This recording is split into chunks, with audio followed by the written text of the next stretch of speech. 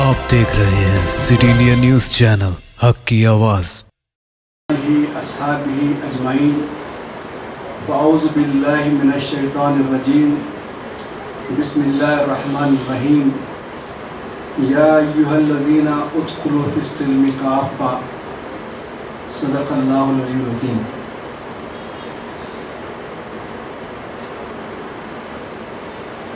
شہر محبوب نگر کے معزز و محترم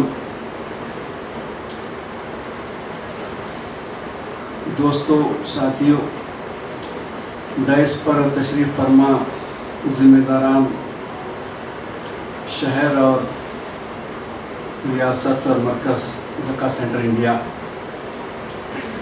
یہ میرے لیے بڑی خوشی کی بات ہے کہ اللہ رب العزت نے بہت دنوں کے بعد پھر محبوب نگر میں آنے اور آپ لوگوں کو سننے اور دل کی کچھ بات کہنے کا موقع دیا ہے. زکوٰۃ سینٹر انڈیا، پہلی تو بات یہ ہے کہ یہ سارے مسلمانوں کا متحدہ پلیٹ فارم ہے. یہ کسی ایک تنظیم، ایک مسلک، ایک گروپ کا ادارہ نہیں ہے. شہر میں جتنے مسلمانوں کے نمائندہ شخصیات ہیں وہ سب اس ادارے کے اہم شخصیات ہیں،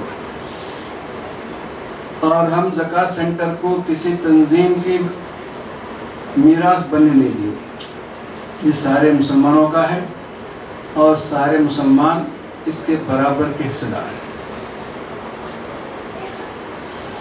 زکوٰۃ سینٹر کسی فیملی کا پلیٹ فارم نہیں کہ باپ کے بعد داماد یا بیٹا بن جائے. یہ وہ ادارہ نہیں. یہ وہ ادارہ ہے جہاں مسلمان اس کام کو بہتر سمجھنے والوں کے حوالے کریں گے اور اس کام کی بنیاد پر مسلمانوں سے غربت کا خاتمہ کریں گے. تو یہ وہ ادارہ ہے. دوسری خصوصیت زکوٰۃ سینٹر انڈیا کی یہ ہے کہ زکوٰۃ جہاں سے وصول کی جائے گی وہیں خرچ کی جائے گی. یہ وہ ادارہ نہیں ہے کہ زکوٰۃ یہاں جمع ہو اور دلی کو وہ پہنچ جائے یا اور کسی جگہ پہنچ جائے. یہ وہ ادارہ نہیں.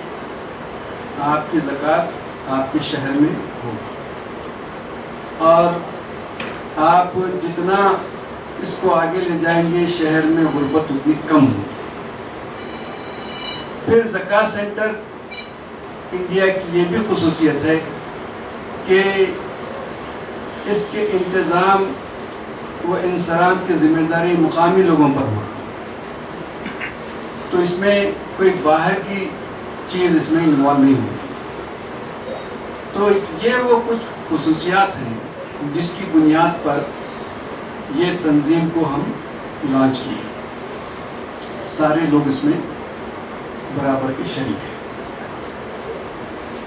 دوسری بات مجھے یہ عرض کرنی ہے کہ اس تنظیم کو یا اس پلیٹ فارم کو لانچ کرنے کے لیے ہم نے تقریباً 7-8 ممالک کے زکوٰۃ مینجمنٹ اداروں کی بڑی ریسرچ کی کہ یو کے میں چلنے والے اداروں کی، ترکی میں چلنے والے اداروں کی، ملیشیا میں چلنے والے اداروں کی اور دیگر، اور ہندوستان میں خود 6-7 ادارے ہیں ان کی سب اسٹڈی کر کے یہ نیا اس طریقے میں وہ سب چیزیں رکھیں کہ ان کی جو اچھائیاں ہیں وہ اس میں ملے گی اور وہ اداروں کے ضمن میں جو کچھ لوگوں کے تاثرات ہیں یا غلط فہمیاں ہیں یا اس کی رکاوٹیں ہیں اس کا ازالہ اس میں سسٹم میں موجود ہے. اس لیے یہ سسٹم کہ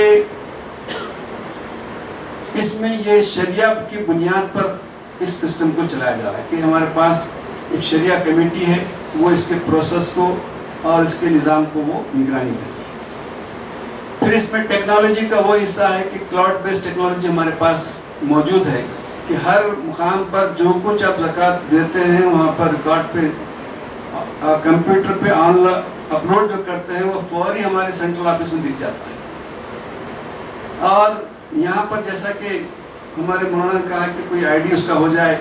आधार कार्ड ही हमारा आईडी है कि आप आधार कार्ड का मतलब ये है कि उस कार्ड को अगर हमारे सिस्टम में हम लॉन्च कर देते हैं तो उसके बाद में उस आदमी को आप कहेंगे कि इस आदमी पर कोई ज़कात दिया है या नहीं दिया है, तो हम बता सकते हैं। दीगर इदारे को हम सपोर्ट करते हैं उस तरह से। तो ये बात कि फिर टेक्नोलॉजी का हमने उसका भरपूर इंतज़ाम उसमें कर रखा है। तो ये इदारा आज की और मुस्तक़बिल की जो ज़रूरत हो सकती है ज़कात जमा करने, ज़कात को मैनेज करने, ज़कात को डिस्ट्रीब्यूट करने, ये सारी चीज़ें इसमें मौजूद है अल्हम्दुलिल्लाह। हज़रात, ये जो काम है, इस काम की ख्वाहिश इस मुल्क के मुख्तलिफ़ अदवार में मुख्तलिफ़ बड़े बड़े ज़िम्मेदारों ने इसकी ख्वाहिश का इजहार किया था। 1942 में मौलाना अबुल कलाम आज़ाद ने कहा था कि मुसलमानों के माशी मसाइल की एक बड़ी फहरिस्त में उनका इजाला हो सकता है जब ये कोई इज्तिमाई नज़्म ज़कात वजूद में आए। हालात नहीं थे कि ऐसे वजूद में आ सकता है, लेकिन अब हालात बन गए हैं। ये आपकी अज़्म का मामला है, आपकी शौक़ का मामला है और आपके उस दूर चीज़ों को देखने का मामला है कि अल्हम्दुलिल्लाह ये चीज़ हमारी वजूद में आ गई है।